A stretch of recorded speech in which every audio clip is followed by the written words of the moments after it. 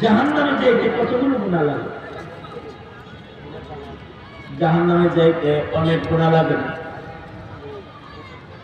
আহলুস সুন্নাহ ওয়াল জামাত এটাও একটা আকীদা, এটা একটা বিশ্বাস। একটা কবিরা গুনাহ বান্দার দোজখে যাওয়ার জন্য যথেষ্ট।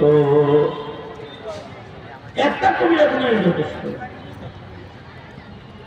যদি একটা কবিরা গুনাহ কারোর কবরে যায়, কবিরা গুনাহ এত ভয়ঙ্কর জিনিস যে একটি কবিরা গুনাহ দোজখের আগুনে যাওয়ার জন্য যথেষ্ট। এই জিনিস যতদিন পর্যন্ত প্রজন্মের মুসলমানকে বোঝানো না হবে, ততদিন পর্যন্ত কেউ গুনাহ ছাড়তে পারবে না। আর যদি গুনাহ না ছাড়ে, গুনাহগারের নামাজ কবুল হয় না, গুনাহগারের রোজা কবুল হয় না, গুনাহগার ময়দানে গেলে তারা বিজয় আল্লাহ দেন।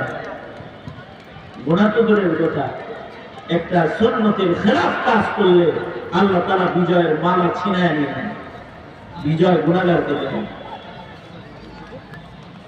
কারণ গুনার নাপাক যার গায়ে লাগা থাকে, যার আমলনামায় গুনার নাপাক থাকে, তাকে আল্লাহ তাআলা অপছন্দ করেন। যার গায়ে গুনার ময়লা থাকে তাকে ফেরেশতারা অপছন্দ করে।